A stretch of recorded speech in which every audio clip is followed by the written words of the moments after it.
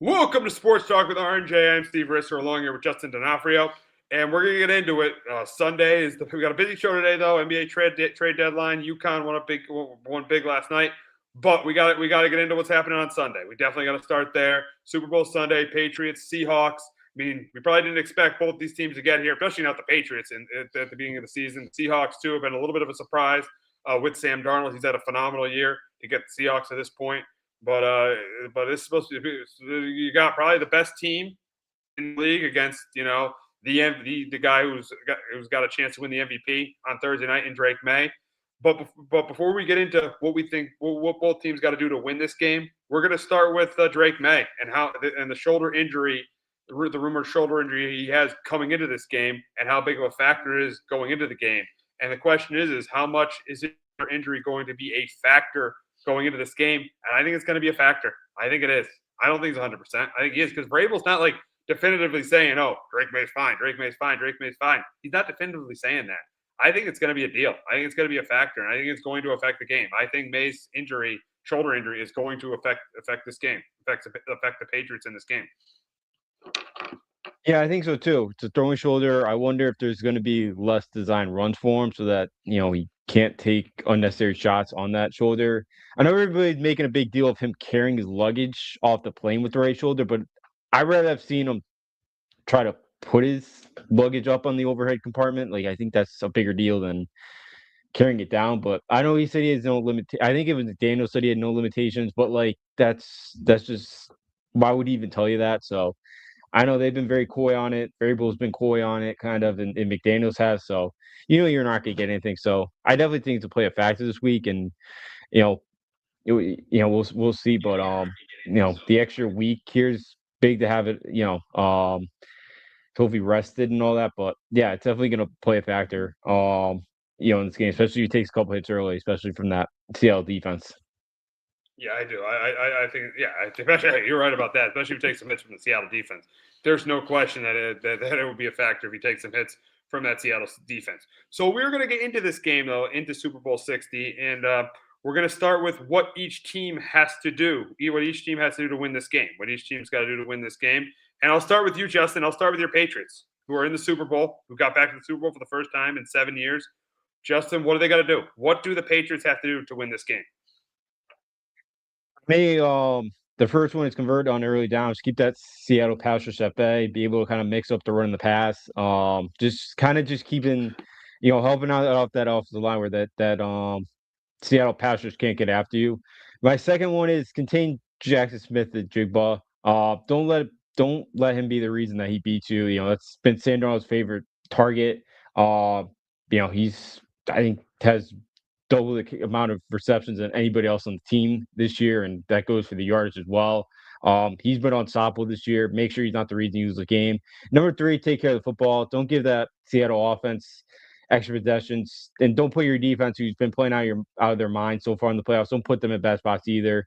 Because we've seen Drake may have kind of a fumbling problem. Stevens has had it too in the past, so this is a game too where you got to protect the football, because times they've been a little shaky in that department this year. Yeah, you talked about protecting the football. That is crucial. That is crucial for the Patriots in this game to protect the field football. Yeah, because if you give Darnold short field, I think he's definitely going to make you pay. Now my keys for the Patriots victory. Number 1, you brought up Jackson Smith and Jigba. That's going to be crucial in this game. And I think when it comes down to their 2 best offensive weapons, Jackson Smith and Jigba, and Kenneth Walker. Who do you take away?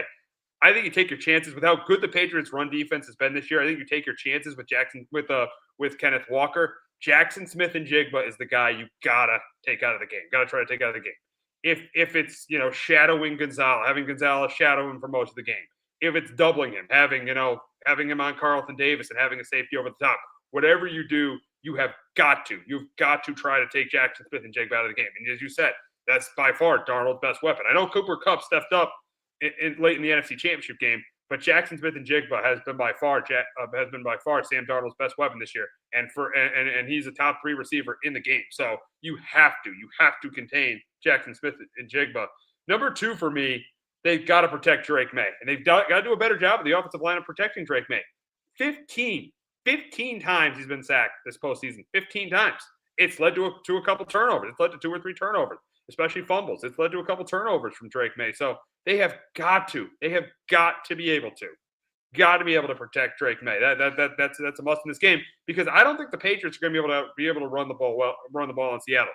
They're going to have to throw the ball, and Drake May not be able to throw the deep ball with his shoulder. He might be able. He's probably not going to be able to throw the deep ball as well. So if Seattle is giving them yardage, giving them playing zone, giving them some open window, giving May some open windows to throw the ball. They got to protect May so we can hit those open windows for New England to move the ball. So they've got to protect Drake May because he's going to have to win the game. I feel like Drake May's their Patriots are going to win this game. Drake May's going to have to win it, so they're going to have to protect Drake May. And then number 3 for me is get pressure on Sam Darnold and force him to make mistakes. And I think the biggest key to the Patriots' success is their interior pressure. Can Christian Barmore because that's where the Seahawks are weak. The Seahawks are good at tackle, but they're weak on the interior. Can Milton Williams and Christian Barmore get pressure, get interior pressure on Sam Darnold and force him to make mistakes? And if they can, that's, I think, one of their best chances to pull an upset. I think a candidate for, if the Patriots win this game, a guy who could win Super Bowl MVP that no one's talking about is Milton Williams. Milton Williams, he can get a couple sacks and he could be really good against the run. So I think the 3 things for me: you got to contain Jackson Smith and Jigba. You have got to protect Drake May, and they got to get pressure on Sam Darnold. To me, those are my 3 keys to a Patriots win. Yeah, no, I agree. Yeah, Jigba's the big one. You can't let him beat you, and yeah, May and the protection. That's a great point about him not maybe being compromised, being able to throw that deep ball, because he's been so good at it, and yeah, I think for both teams, it might be a struggle to run the football. So, whoever has a little bit more success will be huge in this one. Yeah, they have Drake May. Like, it's a huge test for Will Campbell and Jared Wilson on the left side of that line. Because both those guys have had their struggles, and you mentioned it. 15 sacks already in the postseason, a handful of games. Is not good enough to and it feels like each time they've played, like the defense has been a step up from the last opponent, and the Seattle defense is the ultimate test, and they got to come ready to play that offensive line. You hope 2 weeks has helped the prep, but yeah, they got to figure out to give Drake May enough time to be able to sit back there and make some plays. Yeah, Will Campbell's a big key in this game. Will Campbell's a big key in this game because he should have his best game here. He should have his best game. He's not going up against Nick Bonino. He's not going up against Will Anderson. He should have his best game because Nwosu and Lawrence. Lawrence has been decent, but he's not as good as he used to be. So this is where Will Campbell has got to have his best game. Will Campbell, I expect him to play better than he did in the AFC Championship game and in the divisional round. But this is even in the first round. But this is where Will Campbell's really got to step up here. He's got to step up. And you've talked about the defenses. Yeah, each defense. Chargers had a good defense. Texans, one of the best defenses in the league. Broncos, a top 3 defense, and right here with Seattle. You're pretty much facing the top 3 defenses each week because I didn't buy into the Chargers being a top 5 defense. I thought they were a top 10 defense, but not a top 5 defense. I know statistically they were, but I didn't think they were a top 5 defense. I thought they were a top 10 defense. But these 3 defenses you faced Houston, best defense. Broncos, top 5 defense, and then you're facing. And I think they're all top 3. I think Seahawks, Broncos, and the Texans are the top 3 defenses in the league. So. But it's just you said about protection. It's super important that the Patriots, you said it, Jared Wilson, a big key, because he's going to be on either, Byron Murphy or Leonard Williams and Will Campbell is probably going to be on DeMarcus Lawrence or Nwosu. And they got to pick up the stunts and twists and the blitzes. Don't forget about the blitzes. Seattle doesn't blitz a ton, but when they do, they have a lot of success doing it. Yeah, that's gonna be huge for Drake May to be able to pick that up and for that offensive line to help him out in that area. And for McDaniels to kind of scheme around that stuff. And so yeah, that's gonna be definitely tough. Because this is best defensive team the best defense that they faced. The Broncos probably pass rush a little bit better than Seattle's, but Seattle's still really, really good, and they're good on the back end too here. So yeah, it's been a level up every time, and the offense has done just enough. But again, you're playing a team that the last the 3 other games in the postseason, the Patriots have either played teams the quarterback's been compromised, and they just haven't been playing well those offenses. So now you're playing an offense that can go down the field and score on you too. So it's going to be huge for that offense to be able to pick up some of the slack this week. Yeah, you're playing the best team in the league. You're playing the best team in the league this year. So yeah, you're gonna have to score more than 20. I feel like you're gonna have to score more than 21 points to win this game. You're gonna have to. You're gonna have to score more than 20, unless Sam Darnold has one of his games where he sees goats and throws two or three interceptions. You're going to have to. You're going to have to score more than 21 points to win this game because that's all they've scored. Really, because I know they scored 28 against the Texans, but that one of them was a pick six. So you're going to have to score more than 21 points, in my opinion, to win this game. So yeah, their offense definitely has to come to play on Sunday. They can't turn the ball over. They can't play lousy. They got to have a good game Sunday if they're going to become champions.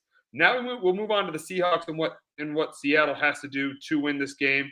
And number one for me, what Seattle's got to do to win the game is they got to get pressure. They got to get pressure on Drake May. They get and teams have done that this postseason, had success. Seattle's got to do that. They got to get pressure on him, force Drake May to make mistakes, create short fields. They got to, and yeah, I'd blitz him. I'd send pressure to test out his shoulder, test out how his shoulder is. So I'd bring pressure immediately on Drake May. Number two, Sam Darnold's got to protect the football, and he's done a really good job of that since week 11. Since that 4-pick game, he's done a really good job of protecting the ball. He's got to do that. He's got to protect the football. I think that's a big key for Sam Darnold. I think he's done a really good job of that since week 11. So I know he's had the most turnovers of any quarterback in the league this year, but he's done a really good job of that since week 11. So Darnold's got to protect the ball. And number three, they got to get their running game going. They got to get Kenneth Walker involved, get the running game going. That they struggled against the Rams, but they've been able to do that really since week 11.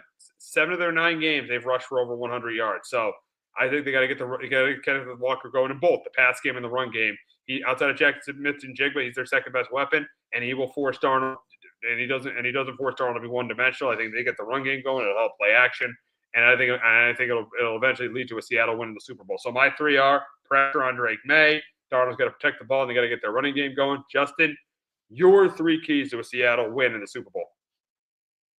Yeah, my 3, couple of similar ones to you. My first one, get pressure on Drake May. We talk about the Patriots offensive line and their struggle, especially this postseason. You mentioned, testing that shoulder out early on Drake May. If they can hit him a couple times. I expect Seattle to get after him, and if they have success getting the quarterback, this could get out of hand and be ugly. The offensive line for the Patriots doesn't show up. My second one is, I feel like I kind of mentioned a few minutes ago. I feel like both teams could struggle to run the football in this game, and whatever team can outrush the other one, could get out with the victory, or put themselves in great shape. And so for Seattle, Kenneth Walker, they've ran the ball. You mentioned it too a few minutes ago. They've ran the ball really well the last 2 months or so. We'll see. And this is too, like Robert Spillane. How healthy is he? Because he's battling injury too. The Patriots are really going to need him to be able to help stop the run. Number 3, target Carlton Davis, because I feel like he's really struggled this year, especially in the intermediate stuff. He's really struggled, and he's lined up most of the year too on the left side, 76% of the time. So I don't know. Going to your point a few minutes ago, does Gonzalez go on him, or does Seattle kind of put Jack Smith and Jib on the left side and see if the Patriots will mix or match or see how they play that? So I'd go after Carlton Davis if you can. That's a great point about Carlton Davis. That's a great point about him. Is are the Patriots are they going to have Gonzalez travel, or are they going to put Smith and Jigba on that left side? That's a good point. You brought up 76% of the time. Davis is on that left side. Are they going to keep Davis on? Are they going to keep him on that left side and put Smith and Jigba on that left side? And then then Smith and Jigba, you have that matchup with Smith and Jigba against Davis. But if he's lined up there, then I think you put a Jalen Hawkins or a Craig Woodson. You put a safety over the top to double him. You can't have you can't. I know the Patriots play a decent amount of zone, but you can't have Smith and Jigba on Carlton Davis. That's a mismatch that Sam Darnold is going to exploit. So yeah, that's a big question. Is Gonzalez going to travel? Is he going to travel with Smith and Jigba, or they're just going to keep the corners where they are and maybe double have Davis on Smith and Jigba and double him. So it's going to be really interesting to see what happens there. And then you also brought up Robert Spillane, which is a very, very interesting, which is very interesting too. Spillane is There's a good chance he's not 100%. And Gibbons is okay. Jack Gibbons is okay in the middle, but yeah, when we've seen it all year. When Spillane has been in the middle and Milton Williams has been there, they've been impossible to run on. I mean, the Patriots did allow 300-yard rushers when Milton Williams was out, but when Milton Williams is at defensive tackle and Robert Spillane is at linebacker, the Patriots have been impossible to run on this year. Yeah. Yeah, because you mentioned it, because it was probably the first 8 or 9 games when those two were healthy. I'm like, they didn't allow a running back to go over 50 yards against them for first like 2 months or so of the season. So they've been that great in run protection this year. And yeah, it'd be huge. Spillane probably not gonna be totally 100%. And hey, if you can be good enough with him and Milt Williams up front, yeah, because the way Seattle's been running the football, they're gonna need those guys because if Seattle's able to kind of be able to have a balanced offense and be able to, have some chunk plays on first down with the rushing attack, the Patriots find themselves in a lot of problems if Seattle can, get off a 7-8 yard run on first down. It's gonna be a long day, and then Sam Darnold can use play action, and Patriots defense you're gonna have a tough time out there. Oh, Seattle can run the ball for 100 yards. They're going to win the game. They're going to win the game. And they'll be able to move the ball. The Patriots' red zone defense is very shaky. So if Seattle can run the ball for over 100 yards, they're going to win the game. I mean, there's no question about that. So, but I don't think they're going. I think they'll be able to run it, but not at that level because Milton Williams, when he's been there, they've never allowed a 100-yard rusher. 3 times they allowed 300-yard rushers, but I think Chase Brown. Derrick Henry and James Cook, but those were all games that Milton Williams didn't play in. So when Milton Williams has been on the field, they've not been able to allow that kind of rusher. But yeah, the Spillane injury, that's definitely going to be something to look at because that could affect the Patriots' run defense. If the Patriots' run defense is compromised, it's going to be hard for them to win this game. Yeah, absolutely will. Because they're good in secondary, but but they've given us some chunk plays in the secondary this year. They've given us some stuff over the top of the team. So yeah, their huge thing has been kind of stopping the run this year because it's not like they have a great kind of pass rush either. I know they've been pretty good so far in the playoffs, but during the regular season they're kind of mediocre in that department. So yeah, if Seattle can go over 100 rushing yards, I don't feel great about the Patriots' chances in this game. Just because of how good Sam Darnold's been throwing the football around as well. So yeah, the Patriots rush defense, especially Williams and Spillane. You got to hope Spillane's healthy because yeah, it'll be a long day for the Patriots defense if Kenneth Walker's averaging 4 or 5 yards a carry. Absolutely. And you brought up the pass rush, and there's probably a chance Harold Landry might not be healthy. So what they'll have to do, the Patriots, they're going to have to blitz a lot. They're going to have to blitz a lot, especially in the interior. I think Christian Ellis is an X factor in this game, especially with the way he gets interior prep, with the way he could blitz on the interior. Because they didn't blitz a ton in the regular season, but I think the Patriots are going to have to blitz more if they're going to have success in this game. Because they've had success doing it in the postseason, so I expect them to blitz a pretty good amount in this game, especially on third down. Yeah, I can totally see it. And yeah, Christian Ellis, he's been a pleasant surprise this year. And yeah, if they can get something with him in the interior, maybe in like a Christian Barmore too, if he can get some pressure too, it'd be huge for New England because yeah, without if Landry, with Landry not being 100% either, it's definitely you're gonna have to find pressure from somebody else, and somebody else is gonna have to step up. So yeah, if they can get it from the interior with a Barmore, they can get it from in Ellison. They get from somewhere else, would be huge because this is like Sam Darnold's kind of final boss. The Patriots have given him the most difficulties when he's in his time in New York. Now. Those were the Belichick Patriots. This is a totally different Patriot team that he's facing. Those were the Belichick Patriots. This is a totally different Patriot team that he's facing here. No, it definitely is. But like this is like the Patriots were the one team that gave him constant problems with the Jets, or like the most trouble. Yeah. Now it's kind of it's the final ball, so he's got to go through here. So they can get pressure on him. We've seen him have the 4 interception game. I know he's been great since that Ram game, but they can get him, force him to throw a turnover too. Would be huge, especially with how good that Seattle defense has been, and to be hard to drive the field again on them multiple times. Yeah, it will be. It definitely will be. So we'll now get to our prediction on the game. And I think in this game, I think it's gonna be close. I think having the 2 weeks is gonna help this Patriot coaching staff. I think they'll stay in the game. I think you'll see some creativeness from McDaniels early on. Maybe some jet sweeps, some end arounds. Try to get a little bit of a running game going with with guys like Diggs and Douglas. Try to get a pop. Try to kind of get a little bit of a run game going. But I think at the end of the day, Seattle's going to run the football better. I think they're going to run the football. Walker, I don't think he's going to have a great game. He's going to have a better game. You mentioned the Spillane injury. Yeah, I think he's going to have a better game than the Stevenson Henderson combination. I think that's what's going to happen. And I think Drake May's his shoulder is going to be a factor. And I think he turns the ball over a couple times in this game. I think he does. I think the Seahawks force a couple turnovers. I think Darnold will play well. I don't think he'll have the game yet against the Rams because the Patriots secondary is better, but I think he will play better than Drake. I think that overall, obviously Drake May's a better quarterback, but I think with Drake May being limited and not having as good of a roster, I think that Sam Darnold will be the quarterback who makes less mistakes in this game. I think Drake May is going to make a couple mistakes. I think Sam Darnold will be the quarterback who makes less mistakes. And I think May will make some mistakes, and that'll cause some short fields. And that's why I got Seattle winning this. I think it's a close game up until the fourth, and I think Seattle, pulls away, goes up double digits in the fourth, and I think they end up winning this one. I'm going to take the Seahawks to win the Super Bowl. I got the Seahawks 27-17 over the Patriots. But Justin, can Mike Vrabel lead the path to their 7th championship? I don't think so. It's Seattle as well. Oh, wow. You're going against your own team in the big one. You did this with the Yankees a couple of years ago. You're going against your own team in the big one. Yeah, I would like to pick them. I just think Seattle's just a better football team.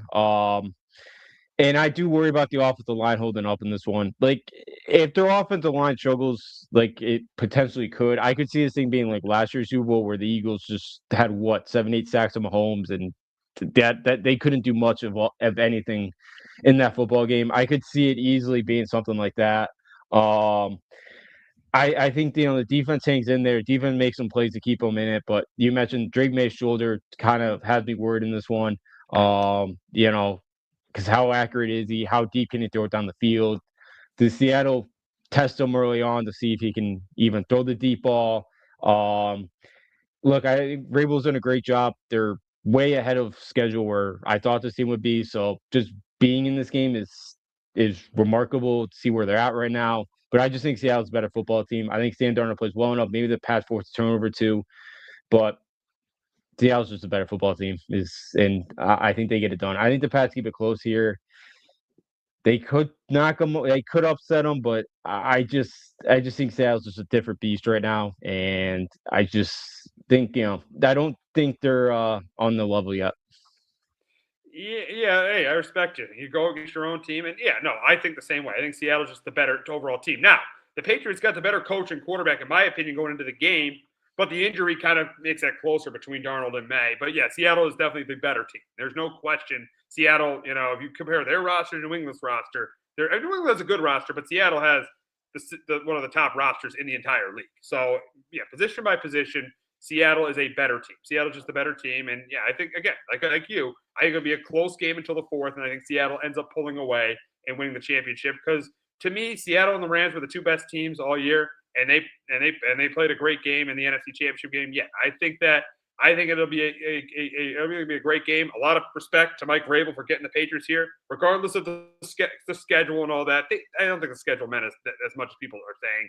They dominated a lot of those bad teams they beat. They dominated the Giants. They dominated the Jets both times. They dominated the Dolphins the second time. They beat up on the Titans and the Browns. They beat up on all those bad teams. It was like they won games by 3 points against the bad team. So the Patriots, they're deserving to be here. They're a very good team. Mike Vrabel's done a phenomenal job. We'll get to him later on. He's done a phenomenal job this year. But I just think, Seattle to me, man for man, is just a better football team. That's why I think they win the Super Bowl. Yeah, no, and I agree with that. And you talk about the schedule. So just unique opponents, not talking, because they beat the Dolphins in Jets twice, so that knocks off 2. They got Buffalo, so they beat 16 different teams, and so that's half the league right there. Yeah. So it's half the league. I know the league's down. I know the AFC is not as good as the NFC, but so are all 16 teams that the Patriots beat not good? No, I get Phoenix was injured. No, yeah, exactly. Yeah, I mean the Broncos. Chargers are a good team. The Texans are a good team. The Broncos, they have they have the best roster in football this year. They have Yeah. the best roster in the Yeah. league. They went the Buffalo one. So like I get the schedule may not be the most difficult gauntlet that they've ever gone, but like they've been up on some good teams. Yes, and they've been some good teams. They've blown out the bad ones. So like I think people were blowing the schedule. And I don't think it's as big of a thing. Like they went 8-0 or 9-0 on the road with the 9-0 on win. the Like I road. don't think any That's the team's only. ever done that. No one on that team has ever done that. 9-0 on the road. Yeah. 9-0. Yeah, no team has done it.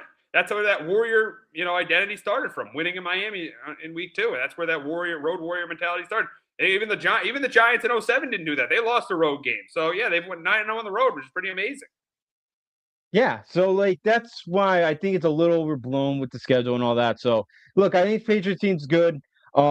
Maybe they got a little benefit from the way the schedule played out for them this year. You could say that, but I think it's a good football team. I don't think they're on the level that Seattle's at right now, and that's okay because nobody was expecting the Patriots to be in this position. So for me, I hope they go out there. I know they can give it their all. I feel good about Vrabel and this coaching staff putting the game plan together. It's going to be cool to have William, their DC, kind of just be can, and he's going to be he's out with the team now for the first time all year. But is he going to be coaching the game, or is he just going to be with them? No, Kurt should be calling the plays. Yeah, he's calling the plays. He already said this week he's calling the plays. He's just going to be there on the sideline supporting. Yeah, Zach Kurt should be calling the plays. Kurt's calling the plays. Yeah, he's calling the plays. But like, it'll just be. I think it's just an added kind of bonus and cool moment for the team that like, hey, their DC's going to be there. He's just,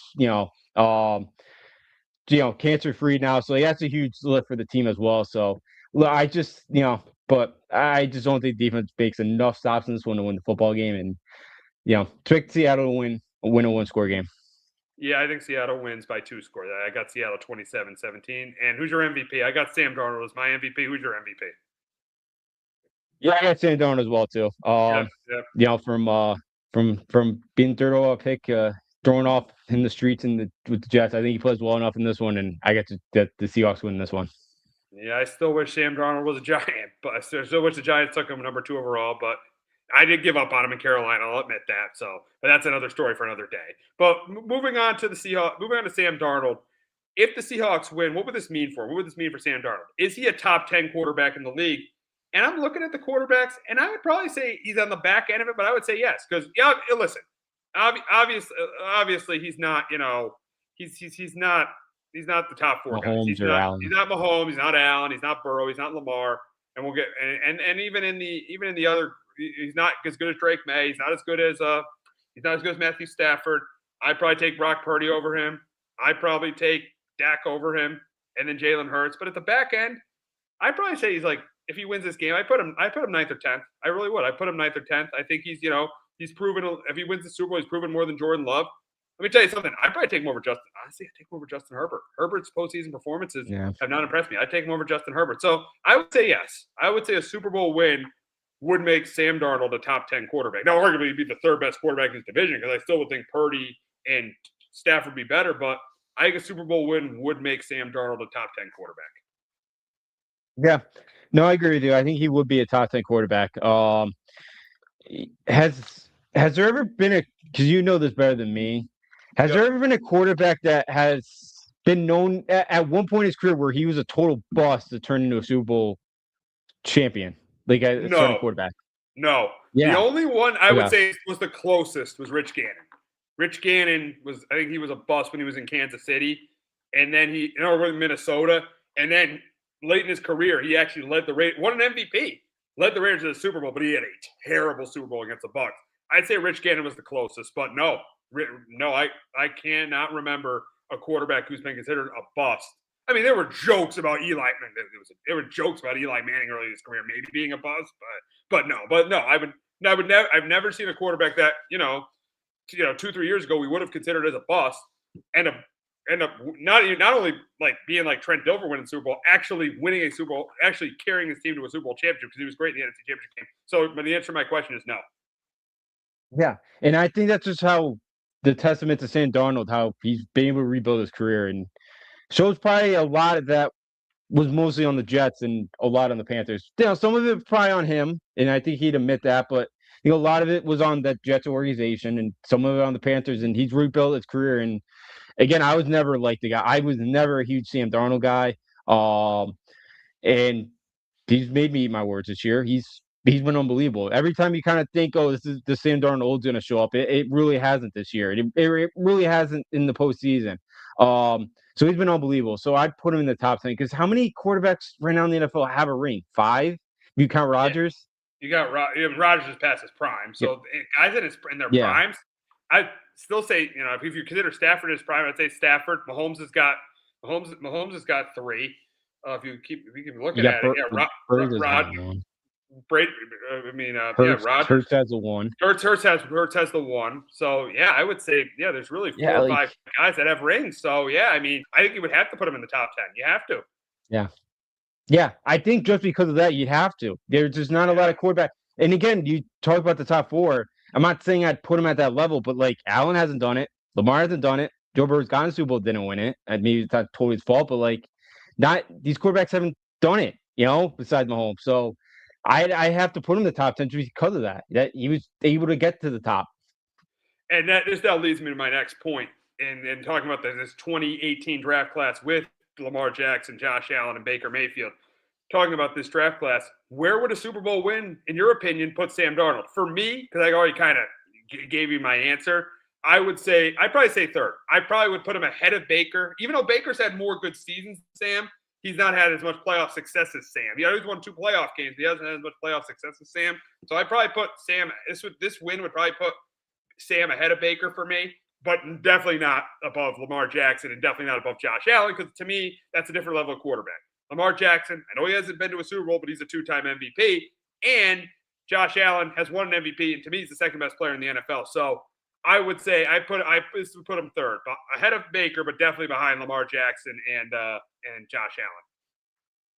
Yeah, I agree. I put him third. He's not the Lamar, Josh Allen kind of level yet, but he's inching closer and closer. Especially if he does get the Super Bowl win this weekend. But yeah, I don't think he's at those 2 levels yet.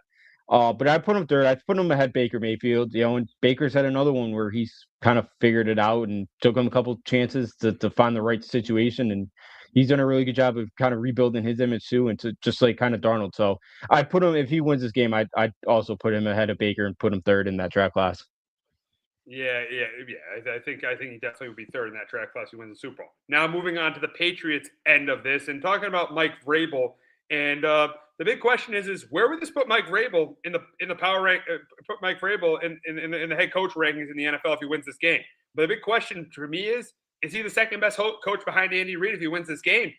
And I'm gonna say yes. I'm gonna say yes, and this is my reason why. Look at the coaches that have won Super Bowls. I mean, Sean McVay.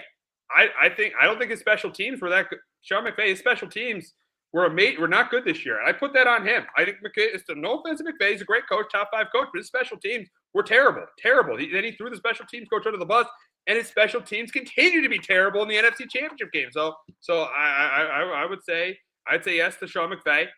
John Harbaugh, I know he's my coach now, and I know it's close, but if Vrabel wins this, when was the last time Harbaugh's won a Super Bowl? Now, we're going to have this debate a lot because the Patriots and Giants. If Vrabel loses, John Harbaugh's the better coach.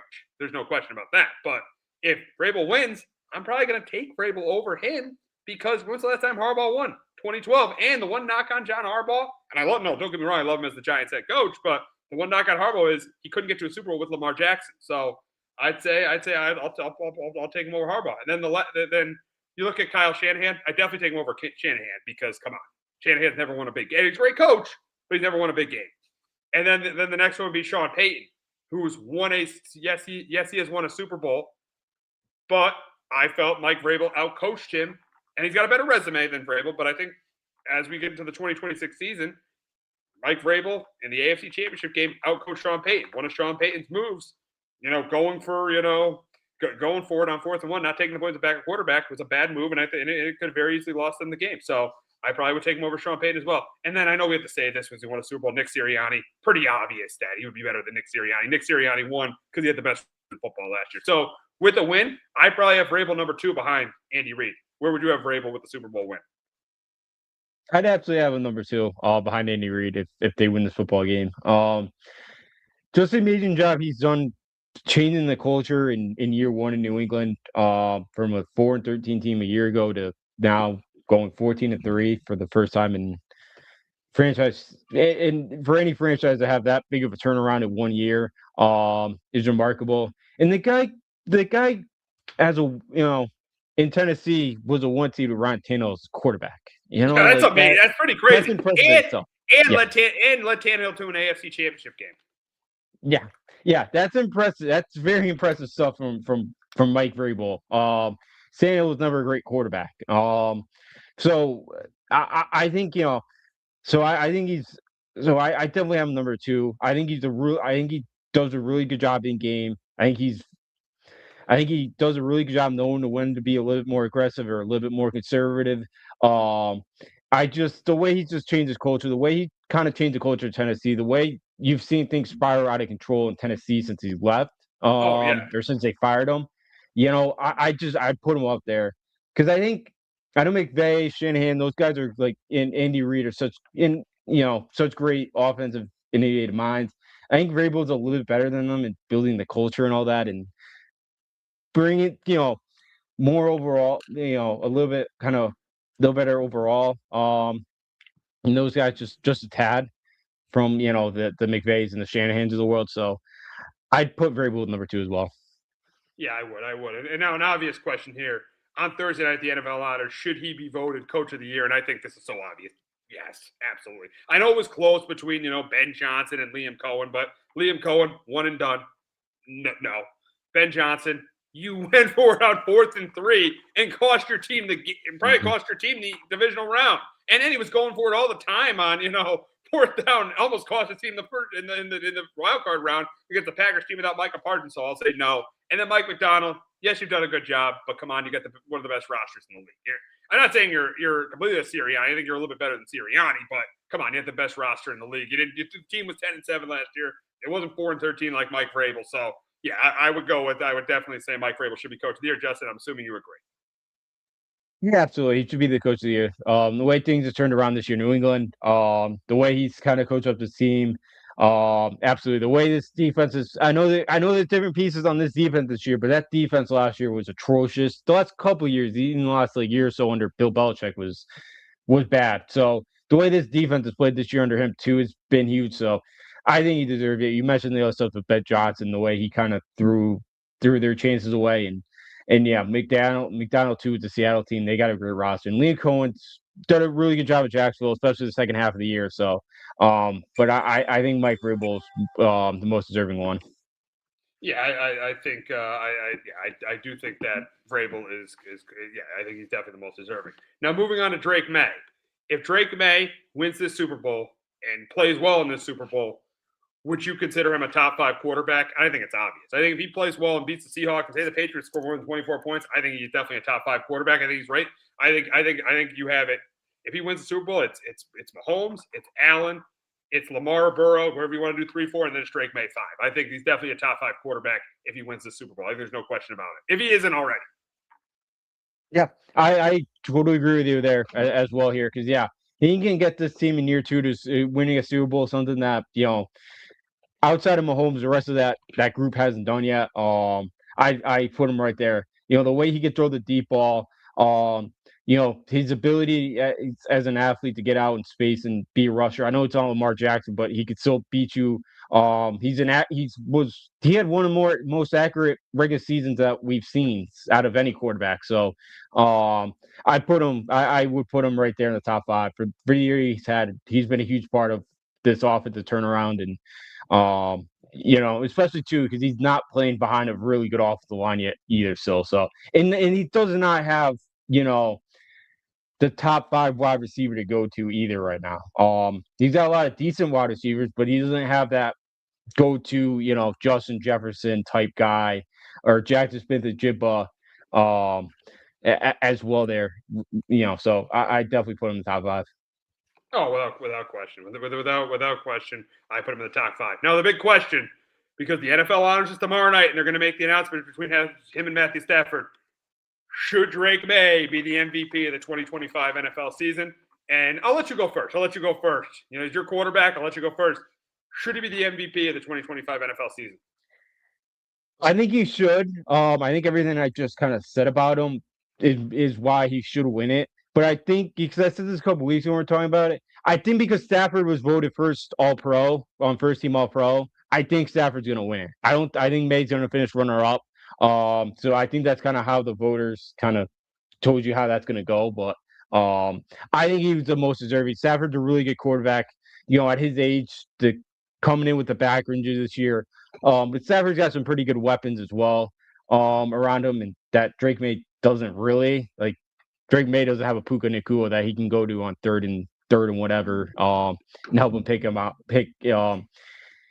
the first down. So I would go with May. The year that he's had the turnaround that New England's had this year, he's been a huge part of it. So I'd vote for him. I hope he wins it, but I think Matthew Stafford's gonna get it. Yeah, I agree with you. I think Stafford's going to get it, but to me, Drake May should definitely get it. I mean, he went 14-3, and he doesn't have the personnel that Matthew Stafford has. He has not had the personnel Matthew Stafford has. I mean, yeah, Stephon Diggs is good, but you know, Demario Top Douglas average, Matt Collins average. I mean, they're decent players. Nothing against them. Kajal Moody average. They're decent players, but he should definitely get it. He went 14-3 as a start this year. Matthew Stafford went 12-5.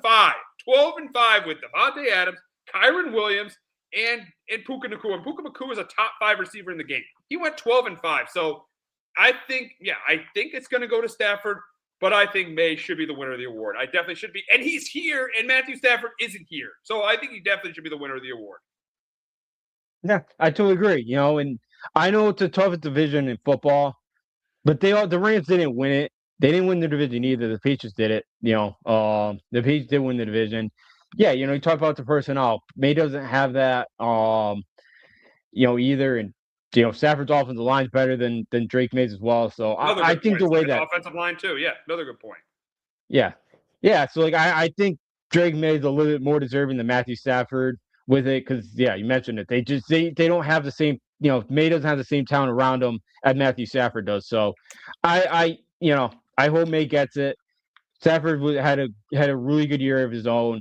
But I think Drake May's more deserving to get that because there's you know they're a 4-win team last year and now you know 10-win improvement is remarkable. So I think that's why May should get it. But you know I think the voters like the primetime games and the Patriots didn't have a ton of standalone games because nobody thought they'd be in the position you know in last May when the schedule came out. Exactly. So yeah, I mean, yeah, I think, and this is no bias because I'm not a Pats fan, and I'm saying May should be the MVP. So there's no bias here. I think we both know who the MVP should be, and I think it should be Drake May. I think it should be. So I think the NFL honors Patriot fans will be disappointed, not by this, but by another thing that was announced. Not as much by this, but another thing that was announced yesterday with Bob Kraft and him not making the Hall of Fame. It's right after Bill Belichick didn't make it. And yeah, would it be bad optics if Kraft made it and Belichick didn't? Yeah, because they're thinking Kraft left them out and Kraft left Belichick out. But still, Bob Kraft should be a Hall of Famer. Because he's gotten to 2 Super Bowls without Brady and Belichick. Jerry Jones is in the Hall of Fame. Bob Kraft has gotten to 11 Super Bowls since Jerry Jones' team has gotten to a conference championship game, and he's not in the Hall of Fame, and Jerry Jones is. I'm telling you, I'm sorry. I'm having trouble trusting these Hall of Fame voters. I mean, my guy, Eli Manning, he's going to be left out of the Hall of Fame. Now, compared to Bill Belichick, that's not even close to a snub. And it's probably not even as close to a snub as Bob Kraft because Eli was not a great regular season quarterback. I think we can all agree on that. But Bob Kraft left out. Now, it's not as bad as Belichick, but it's a bad look, especially when you have like guys or people like Jerry Jones in the Hall of Fame and not Bob Kraft. That's a really bad look for the NFL. Oh, it is. They're turning the baseball Hall of Fame with how insane some of these voters are. Like I know it's not gonna happen, but like, is Brady gonna be left off next year or 2 years? Like, if it really comes down, if they really are so butthurt about the Deflategate and the Spygate, like, are we gonna leave Brady off too? This ballot? Is Gronk gonna get left off the ballot? I know, like. I know. Just grow up, you know. Like OJ Simpson still is in the Hall of Fame, right? They take him out for I know. You know, Exactly, like exactly. Yeah, yeah, I know. things a Yeah, little worse for what Belichick did. You know, yeah, it's yeah, Feige. yeah. It ain't Much worse. Feige, that's worse. Not even Yeah, much worse than Belichick. yeah, Much worse. yeah, yeah, absolutely. So it just makes no sense. I don't, I know people didn't like the Patriots. I know, nobody likes them, and a lot of people are disappointed that they're back in this position already. But like, just get over it. Like they just look like the baseball Hall of Fame writers now, and like the baseball Hall of Fame's like a joke. Like Yep, that's what the yep, NFL one's turned into very yeah, quickly, a joke. So yeah, it's ridiculous that Belichick got locked off. It's ridiculous that Kraft's been left off because he's the best owner in the sport. And I said it yeah, last week. This is one of the worst franchise when he took over, and yeah, he's yeah, had the team now for 33 years, and he's going to, he's maybe going to win a seventh Super Bowl, and he's been to what yeah. 10, 11 appearances now since he's being the This owner. is It's 11th. This will be his 11th Super Bowl he's been in. 11, Yeah, yeah, yeah. yeah. It's terrible. It's It's terrible. Yeah. yeah, It's terrible. Yeah, look at the empire he's built in New England. Look at all the stuff around the stadium too. He's built that place was a dump before he got there, and now it's mhm. one of the best places to go in the league. So yeah, it's absolutely terrible. And you talk about the Hall of Fame voters. I want to go to Kansas, see Eli Manning get in. I don't know when that's going to be at this point. Honestly, I don't know. I don't know when that's going to be because he wasn't a great regular season quarterback. I don't know when that's going to be. I thought he should. Last year, you could argue he should have gotten in, but this year, I think he should have gotten in, but it doesn't look like he is because there's so few candidates getting into the Hall of Fame. Yeah. Yeah, you wonder why. It's supposed to be for all these sports, it's supposed to be like an honor. You're supposed to like tell the story of your sport with all these guys. And Yeah, yeah, yeah, yeah, like Eli with the two Super Bowls, like Bill Belichick, greatest coach of all time. Kraft might go down as the greatest owner of all time if he gets another couple Super Bowls before it's all said and done for him. Like, you're really gonna keep waiting these guys out? Like, they're supposed to tell a story of your sport, and this is why, like, I don't get the baseball one either, not letting steroid guys in. Like, it's supposed to be a story, like you like it or not. It's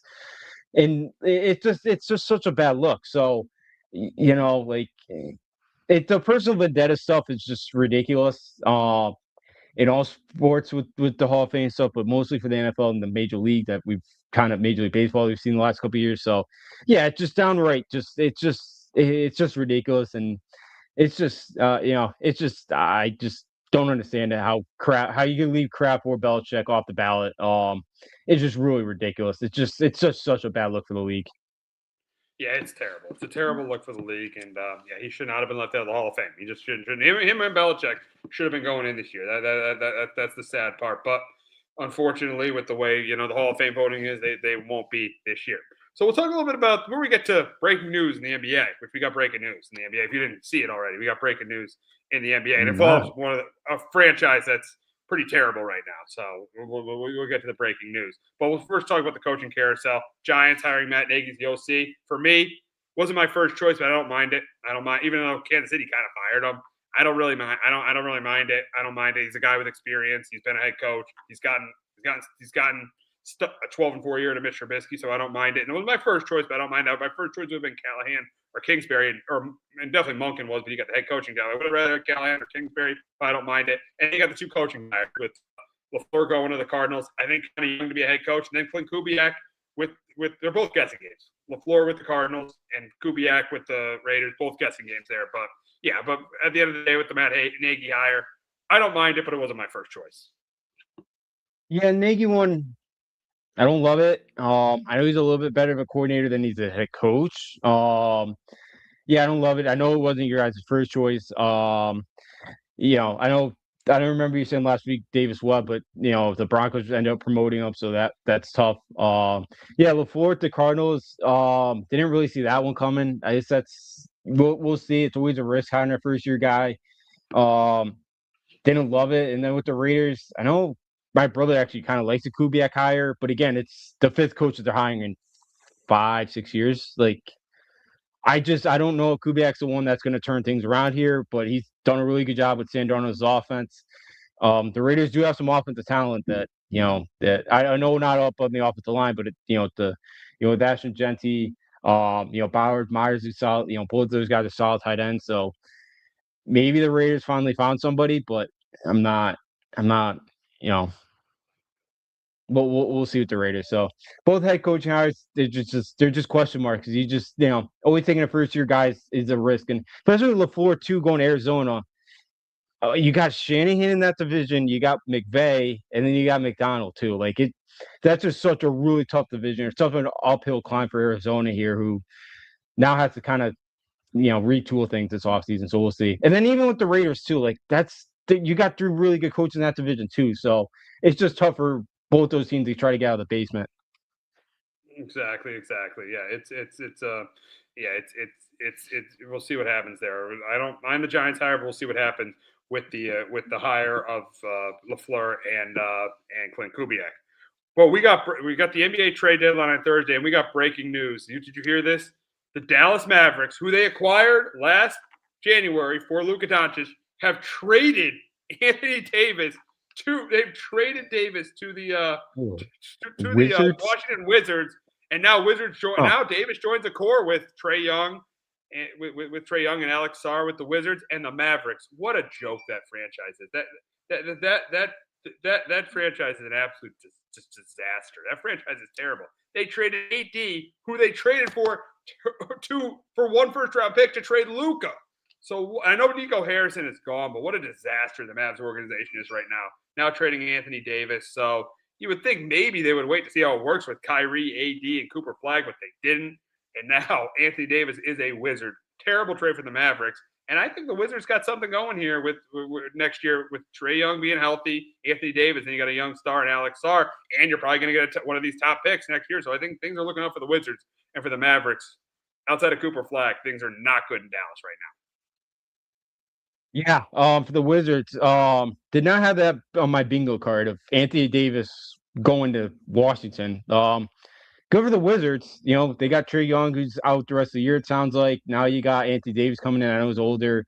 I know going in the year, they had $150 million in cap space. So, hey, Washington's not the most – free agents are not going to willing go there for the most part, especially the way things have been for as long as they have been. So, try to bring him to you with trading. So, we'll see how it works out for him. But, yeah, Sarr, Davis could be a good pairing, good kind of rim protection there with both those guys. And especially you got a guy like Trae Young on the perimeter defensively, who will give up a lot and will give up a lot of stuff to the rim. So help having those two. And yeah, the Mavericks are an absolute dumpster fire.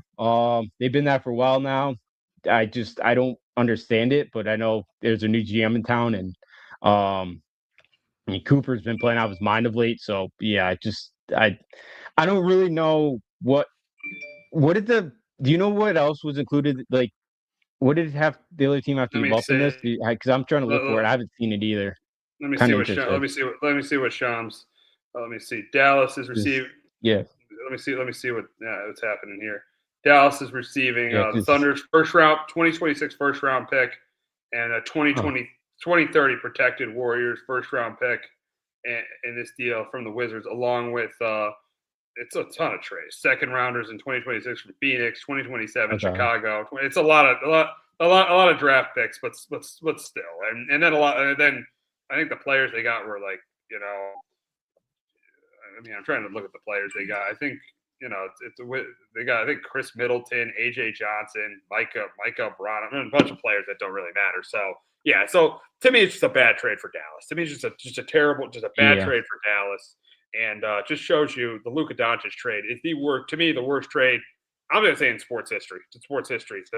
You basically traded a superstar for one first round pick, which is absolutely embarrassing. And it shows you why Nico Harrison is out of a job. Yep, absolutely. Especially what the Knicks gave up to get Mikal Bridges in 5 first round picks, and you could only get one for Luka Doncic. That's another story because the Knicks now can't get Giannis because they don't have any draft capital. Yeah. So that one hurts. So yeah, it's insane. That's going to go down as one of the worst trades of all time. And it's a complete dumpster fire. So yeah, you got to start in Cooper Flag, and hopefully they could somehow build around him. But yeah, the Dallas organization is just an absolute dumpster fire and train wreck. And there's a couple others in the Western Conference at least for him. Yeah, exactly. Yeah, your team is definitely one of those. One of those. Do something the next 24 hours. Yeah, I don't know what that was Saturday night. Yeah, that was a weird trade on Saturday by the Kings. But yeah, we'll see what happens there. But we got to talk about another trade, and that's James Harden going to from the Clippers to the Cavs, and yeah, I think this move. Yeah, I think in the short term it helps the Cavs with Harden. It puts them close to the Knicks and the Pistons in the East. The problem in the long term, I think the Clippers get the better deal because they get the younger player. And Harden has been so bad in the postseason ever since he quit in Game 6, lost Game 7 of 2018. We remember him, his Nets days, the Sixer days in Game 7 against the Celtics. So Harden's been so bad in the postseason. I still think, yeah, it helps the Cavs in the short term, but I don't think I wouldn't be surprised if they don't win the East, but I definitely think it helps the Clippers in the long term with Darius Garland, and the Cavs gave up a second round pick for him. Yeah, the Clippers, I kind of like it for him because I do think Garland's a nice player. And I don't, I think that's a decent return for him. And they're kind of, they've been a little bit feisty this year. They've been playing a little bit. They've been playing better since the turn of since January. So I do like it for the Clippers. For Cleveland, it is a risk because what happens if Donovan Mitchell wants out this summer, let's say, and then you have to extend James Harden to probably age 39, I think he'd be. I've never liked James Harden. He always finds a way to get out of town. You mentioned the playoff struggles that he's had. I don't love it for Cleveland because I think this is a huge risk for him. If Mitchell does end up wanting out, and you got to extend James Harden to he's age 39. So I just don't love it for Cleveland, and so you're just taking a big risk. So hopefully it pays off for him. But I don't know if it will. I really don't.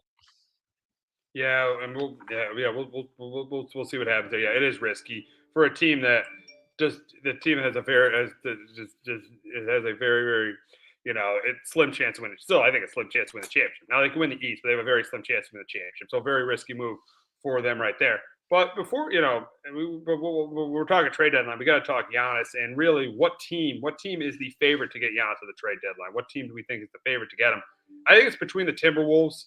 I think it's traded by tomorrow. I think it's between the Timberwolves and I think it's between the Warriors. And I think it's going to be the Warriors, even though Timberwolves have better odds because they cleared out salary trading Mike Conley. I think it's going to be the Timberwolves and Warriors, and I'm going to go with the Warriors. I think they got the young players at Kuminga and Pajemski to give them, and they got Butler's contract to give them, and they got the picks. I'm going with the Warriors. I think the Warriors should be the favorite to get Giannis. Justin, who do you think is the favorite to get Giannis? Yeah, I think it's unfortunately the Warriors as well here. But I think they hold on to the summer with Giannis. I think the Bucks are going to wait till the summer where, like in your case with the Knicks, that the Knicks this summer could offer 2 more first round picks Yeah. now. Yep.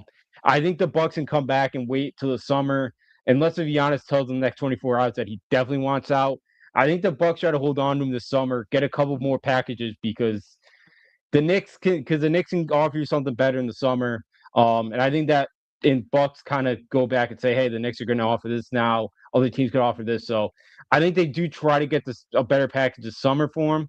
But if he does get traded next 24 hours, it does sound like the Warriors because Pajemski, Jonathan Kuminga, but they got some younger pieces around.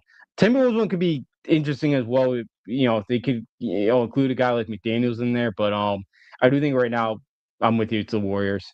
Yeah, but for the Timberwolves to do it, I think they're going to have to get rid of. They're going to get rid of McDaniels. They're going to get rid of Randall. They're going to get rid of DiVincenzo. I think they have to get rid of all 3 of those guys if they're going to make it work because they don't have the draft because of the Gobert trade. They don't have the draft capital too. So, but even though the odds are Minnesota and Minnesota's probably the team he's more likely to want to sign an extension with because of Anthony Edwards, Minnesota's going to have to give up 3 starters if they're going to get Giannis. Yeah, they would, and the West is tough. Where that's just such a tough conference that you give up a lot of depth like that. I know you have Anthony Edwards and Giannis, who are 2 of the best players in the sport, but that puts a lot of pressure on those 2 to be on every single night in the postseason. And we've seen at times Anthony Edwards, there's a night or 2 in a series where he doesn't show up, and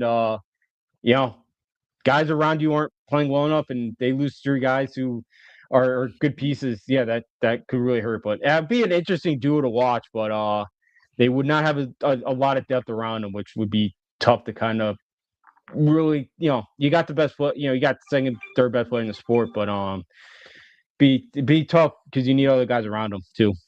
Yeah, but I think it would increase their chances. I would think it would increase their chances to compete with the late with the Nuggets, Spurs, and Thunder. I think it would increase their chances. So I would think I would take this team I would take Giannis. Honestly, take Giannis and Ant Man being together versus the team Minnesota has right now. Yeah, absolutely. You can put another superstar with around Anthony Davis like a Giannis and two kind of guys who still have time left. Anthony Davis. Anthony Edwards still really really young, so they're pretty young, and Giannis has got some time left. He's only 31 right now, so yeah, those two in the West is gonna be it's a tough uphill climb in that, but yeah, it definitely gives them a better chance than what they have right now.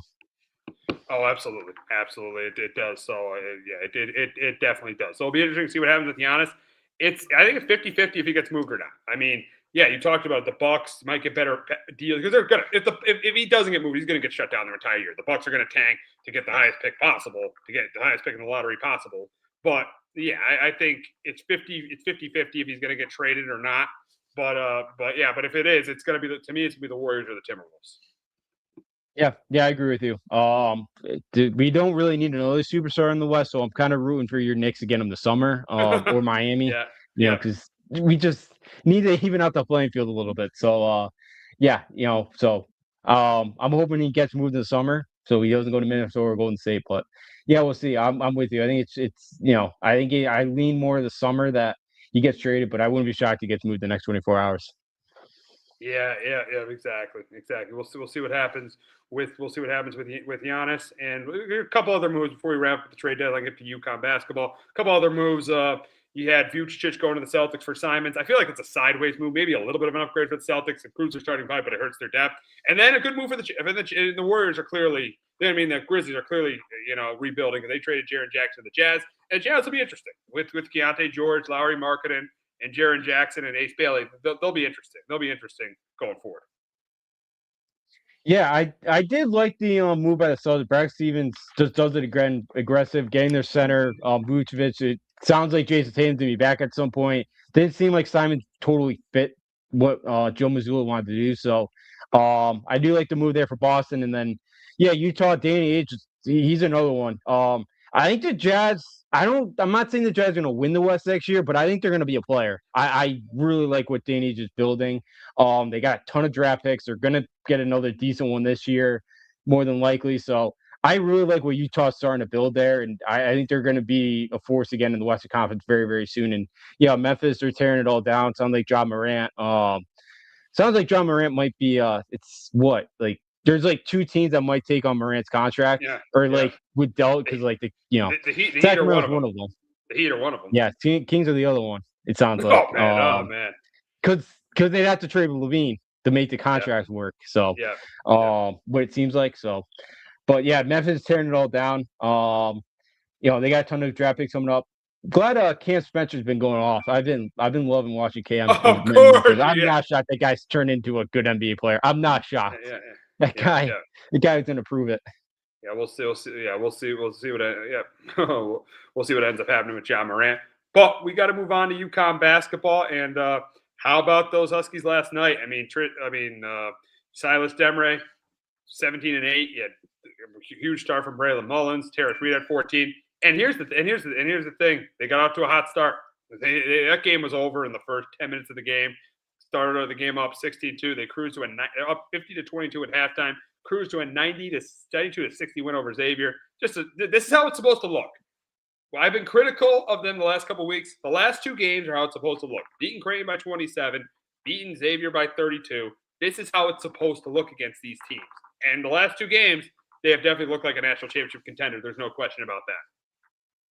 Oh yeah, absolutely. We talked about it last week. They're already up to 8th in KenPom now. I kind of said it last week. Like they just need a couple of these blowouts, and the KenPom rating and all the analytical ratings will start to move up, and they're starting to now. The offense looks like it's a lot more in a rhythm now that Reed's been back for an extended period of time. Mullins the same thing. The offense right now just looks like a juggernaut. And look, Jaden Ross, like if Jaden Ross is knocking down multiple threes for you, I think he's up to 39% from three. Oh, they're in good shape And at it's that been point. in there They're in good because shape. yeah. Yeah, because if you read his high school kind of scouting report, he was a 3-and-D guy. So like the shooting's been there. Um, they're starting to kind of finally unlock it. And in Demery, he's up to 47% on the year from three. That's probably That's gonna be good. hard to keep up. Um, but last year he shot at 38% at Georgia, so he's a guy that's capable of knocking down the three ball. We know what Mullins can do. Um, I love that kid because that guy's got no conscience, and it's usually a good. Uh, so this offense is starting to figure itself out, and I thought Reed had one of his better nights of the year. Because something Reed's made some mistakes, but I even thought last night like sometimes you watch it too off of the screen, and he has no idea what to do. And I felt like last night he actually had a couple of really nice plays off of it, and I really think that Hurley probably got on the last couple of days of practice because I don't he hasn't really played well. And last night one of the best games of the year, so the team's starting to click in just the right time because it's their biggest game in 2 months, and they win this one. You're really knocking on the door of a maybe an undefeated regular season in the Big East. Here and speaking of their biggest game in 2 months, they got a big one with St. John's on Friday night, and I think this is going to be a close competitive game. And I'm going to go with the Huskies. And you're right, if they win this, there's a very good chance they go undefeated. Because the only time you think they might lose in conference play is that Saturday night against Villanova. That's the only time I think they might lose. Yeah. So yeah, I think so. I think this is going to be an interesting game. Going to the Garden on a Friday night to face St. John's. Rick Pitino, Garden should be rocking. I think it's going to be a close game, and I'm going to go with St. John's. I don't think St. John's. I'm going to go with UConn. I don't think St. John's is as good as they were last year. Bryce Hopkins hasn't lived up, and Ian Jackson, they haven't really lived up to the hype. They missed R.J. Lewis. I know they got Zuby. He's their best player, Zuby Ejiofor, but they missed R.J. Lewis and Kadary Richmond. And I'm going to go UConn here. I'm going to go UConn close, like UConn by 3. I'm going to go UConn close to stay undefeated in the Big East. Justin, what do you think is going to happen on Friday night in the Garden? Yeah, last week I would have said St. John's. This week I'm with you. I'm going the Huskies as well here. Ken Palm's got you kind of 1 point favorite in this one. It's Patino hate week too. You just played Richard last night. Now you got Rick Friday night. Yeah. Yeah. St. John's struggled a little bit there against DePaul. DePaul's got a great defense. It's just unfortunate their offense is it's hard to watch them offensively. But hey, what St. John's has done here the last couple weeks or so that's worked is they're playing a point forward. It's been mostly Dylan Mitchell and Zuby Ejiofor running the offense because that's what happens when you don't have an actual point guard. And speaking of that, you know where Demery's first visit was in the offseason, transfer-wise? Where? St. John's. St. John's. Yep. Rick couldn't Yeah. close them. Rick couldn't close him because that's what happens when you don't play R.J. Lewis late in the game.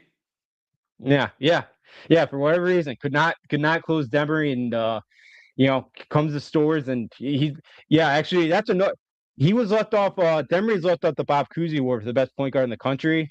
They actually somebody asked Hurley about it last night. Hurley had no idea, so Really? I Wow. assume that's what it. Yeah, so I assume the next couple of days Hurley will be glued that into him. I bet. Yeah. But yeah, so I'm interested to see this one too because I really think that Eric Ryba could have a big impact because especially if he comes in with Zubies on the bench and Bryce Hopkins plays a 5.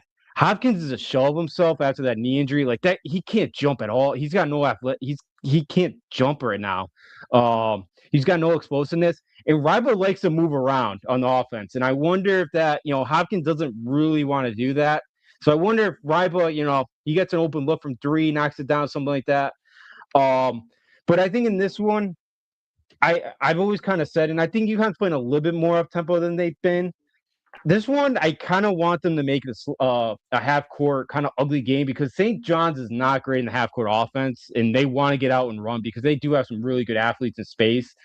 I want UConn to kind of slow this game down and play in the half court and make this game a slog. So I'm kind of hoping for that, but I really like the way this Huskies team is playing right now. They're starting to peak at just the right time here, and it looks like it's all coming together.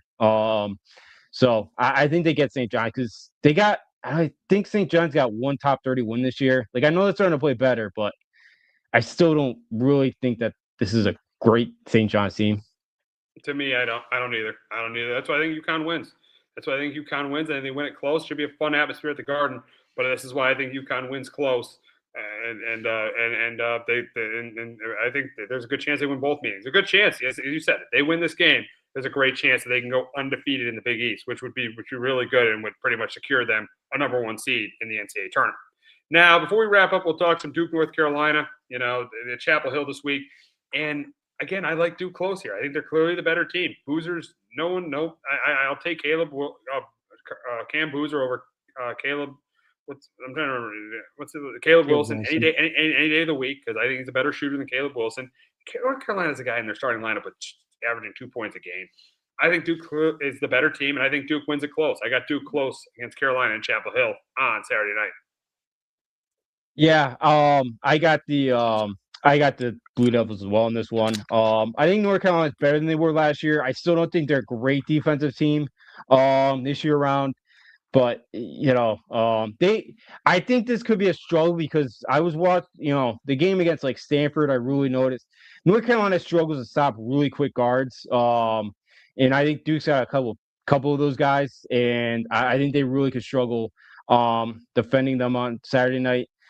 And I don't know if you saw, North Carolina was up 32 their night against Syracuse, and Syracuse did get about down to 10 at one point. And I just, I like Caleb Wilson. We mentioned he's not a great shooter. Henry Visor, the Arizona transfer, has been huge for him, but Evans, the Colorado State transfer, hasn't really turned out to be much. So the guard play of North Carolina isn't great here in this one. They got a couple of shooters. They can score the basketball, but I like Duke. I think their defense is better. I think they got some, if Isaiah Evans is hitting shots, they're because at times Duke, there's some guys that struggle to kind of help out Boozer, but I don't think this is going to be the case, because North Carolina gives up a lot of threes and they don't guard the perimeter well. So I do like Duke in this one. I think it should be closer than the other two meetings from last year, but I still think the Blue Devils are a better team. Yeah, I agree. I think Duke wins this one close in Chapel Hill on Saturday night. That's going to wrap up this edition of Sports Talk with RJ. But we'll be back next week, recapping the Super Bowl, recapping the first half of the NBA season, and talking more UConn basketball. Enjoy the Super Bowl, everyone.